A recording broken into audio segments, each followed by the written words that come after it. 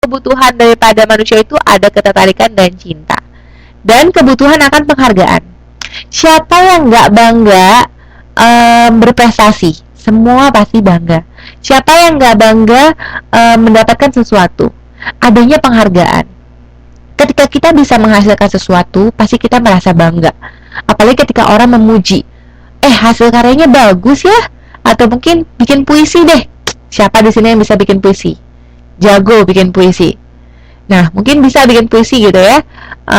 Terus dipajang, banyak yang komen nih misalnya, bagus banget kata-katanya, romantis atau gimana.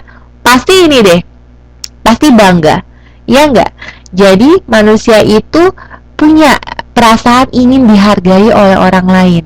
Itu adalah sudah tingkat yang lebih tinggi lagi. Jadi tadi udah ada makan, apa namanya, dan sebagainya. Sebentar. Waduh, ini kenapa balik lagi ke ini ya? Bentar.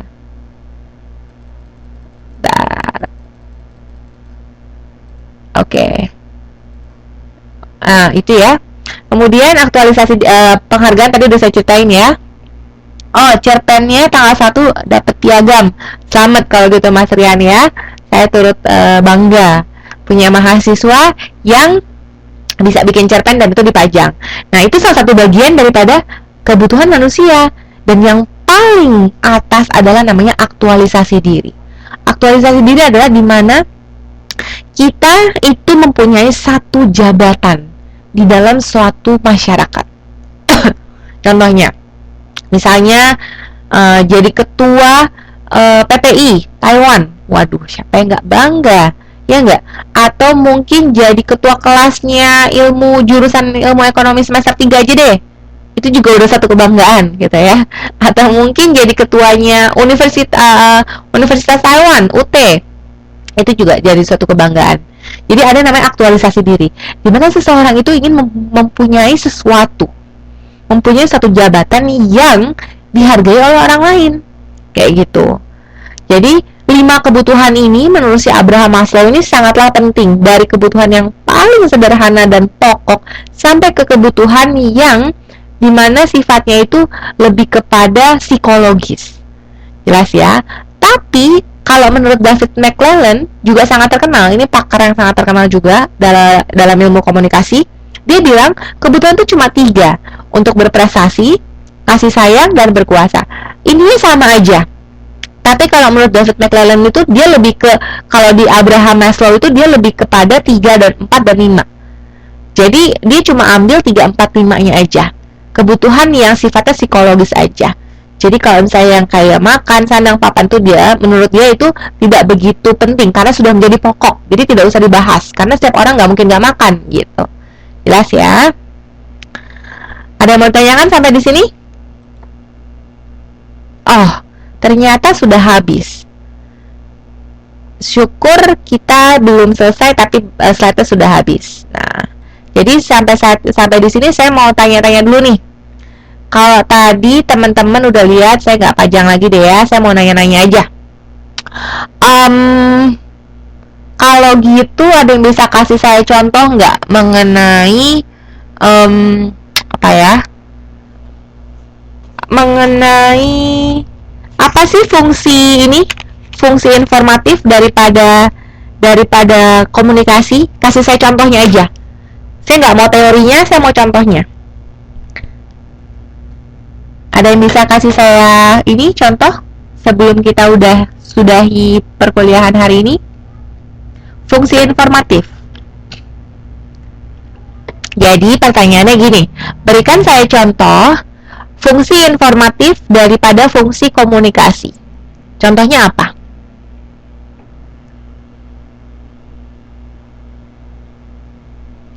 Ada yang bisa jawab? Atau saya tunjuk aja biar semuanya berpartisipasi.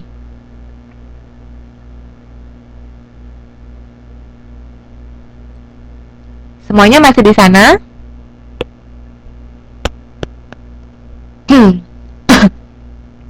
Oke, coba boleh dijawab Mas Rudi deh. Fungsi informatif. Contohnya apa, Mas? Kasih saya contoh. Boleh, siapa aja boleh menjawab. Atau Mas Mas Rudi, Mbak Desi, saat membeli jeans. Ya, oke. Lebih jelas lagi, saya mau yang jelas. Contohnya, penjelasan yang jelas.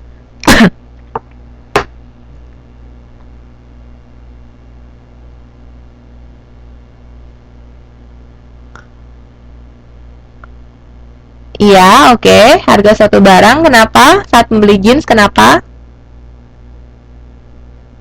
Kenapa tuh memilah-milah? Merek, oke.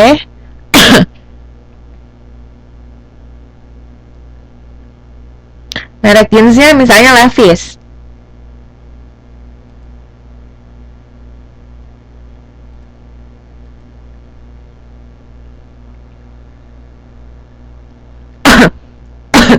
Kualitasnya bagus, oke, benar. Ada lagi? Jangan contoh yang ada di modul, coba contoh yang lain. Ada bisa saya kasih saya contoh? Oke, biar terbagi ya, saya minta mungkin saya punya 3. Karena informasi sudah menjadi di otak kita, pasti mau beli obat batuk langsung Comics. Nah, itu benar juga. Comics terkenal. Batuk di Comics aja itu sudah dari saya kecil sampai sekarang. Mungkin iklannya masih kayak gitu, atau mungkin pada saat kita beli Comics masih kayak gitu. Jadi obat batuk pasti orang bilang Comics aja dulu. Jarang ada orang bilang batuk apa namanya Formula 44, jarang banget ya. Ini Mbak Dina ingat batuk karena saya lagi batuk-batuk ya. Oke, Mbak Dina makasih, Mbak Desi makasih. Nah, kemudian saya mau tanya lagi, gimana kalau ada yang bisa kasih saya contoh fungsi persuasif? Iya, betul. Fungsi persuasif. Mbak Yuli, Mas Rudi, saya mau yang jelas nih. Persuasif. Contohnya aja, saya mau contohnya. Saya nggak mau teorinya. Karena kalau pakai contoh itu berarti menunjukkan sudah mengerti teorinya. Saya lebih suka contohnya gitu. Apa? Persuasif itu yang kayak gimana sih?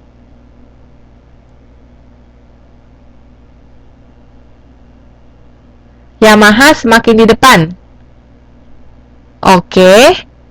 Terus sifatnya ngapain nih si Yamaha? Pakai iklan kayak gitu.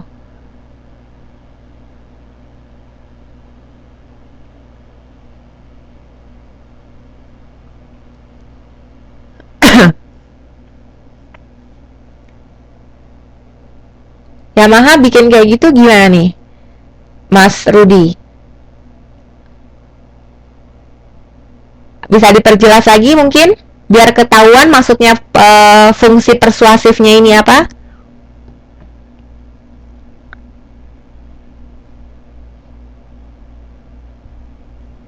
Motivasi, ya betul, memotivasi. Tapi lebih jelasnya lagi gimana nih?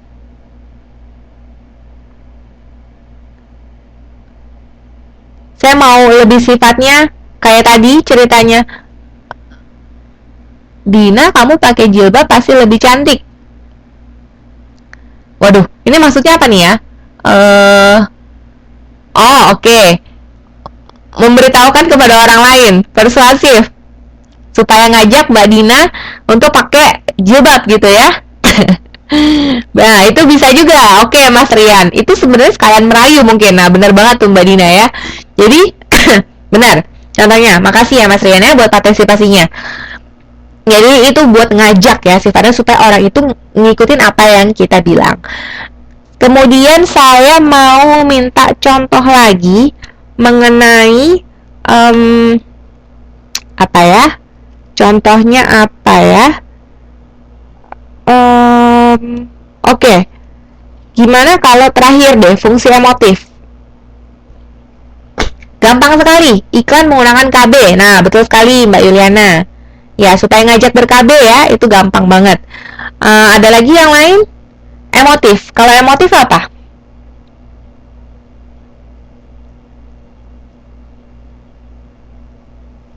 Kalau emotif ada yang tahu? Kebutuhan. Oke. Saya mau lebih jelas lagi contoh emotifnya. Seperti apa?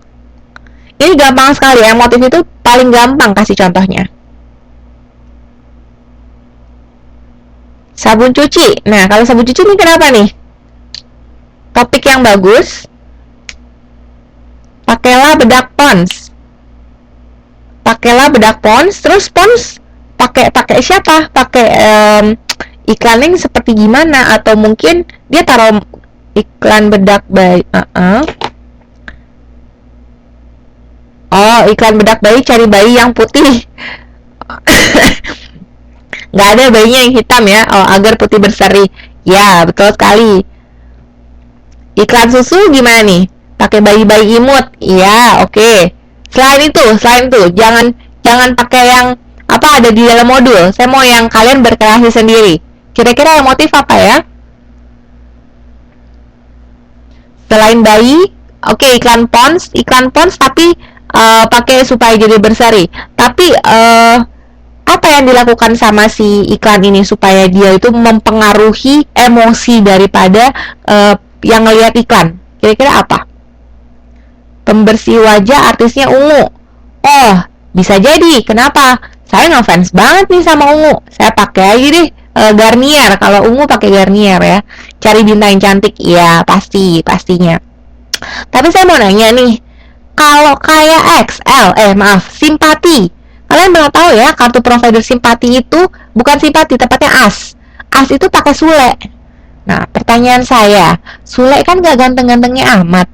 Waduh, maaf ya, tapi kalau ada yang ngefans sama Sule ya di sini ya, nggak ada maksud ya. Tapi ya bisa dibilang Christian Sugiono sama Sule ya, kan gantengan Christian Sugiono ya.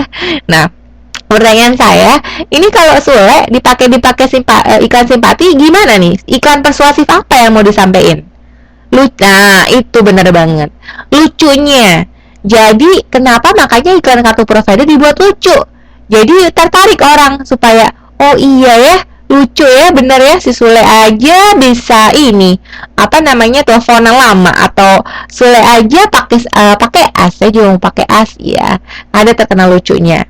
Terus saya mau tanya lagi nih, kalau misalnya iklan apa lagi ya, kalau persuasif itu emotif, ada yang bisa ngasih saya contoh lain emotif?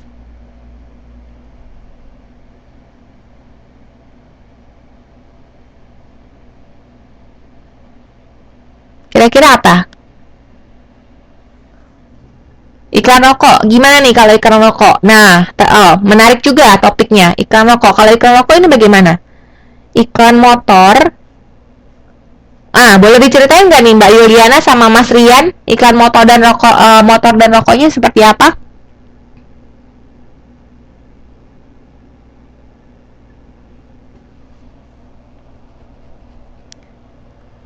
Yang kayak gimana sih yang sifatnya supaya, kalau tadi saya ceritakan mami toko ada ukuran L-nya, ibunya anaknya bayinya gendut, udah deh beli mami toko aja, ada yang gede. Si ibu ini perasaannya disentuh nih, emosinya disentuh, oh iya ya, itu aja deh, saya mau pakai itu aja.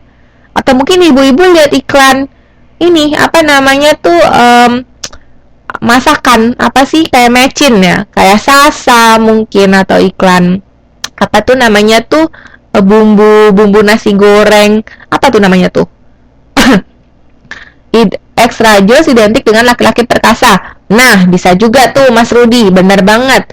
Iya, jadi waduh, apa namanya, dia mau mengkomunikasikan kalau minum extra jos bisa jadi perkasa kayak gitu kan ya, betul. Oke, iklannya ceritanya motivasi, ada alurnya sampai Sampurna Hijau, nggak ada kamu nggak rame. Nah, bisa juga, itu benar banget. Dia pakai slogan, nggak ada kamu nggak rame. Bukannya nggak ada orangnya yang ada di dalam iklannya, tapi nggak ada rokok Ji Samsu-nya, Sampurna Hijau ya, Sampurna Hijau. Masa sih Sampurna, bukannya Ji Samsu ya itu ya. Nah, jadi intinya nggak ada si rokok ini nggak rame. Biasanya karena orang-orang yang lagi nongkrong inilah yang suka merokok misalnya gitu ya. Itu benar banget. Oke, terakhir. Saya mau minta contoh lagi mengenai ini. Udah informatif, udah pada jelas berarti ya, informatif, persuasif itu seperti apa. Jelas banget ya, berarti saya mau nanya mengenai, sebentar. Kasih saya contoh mengenai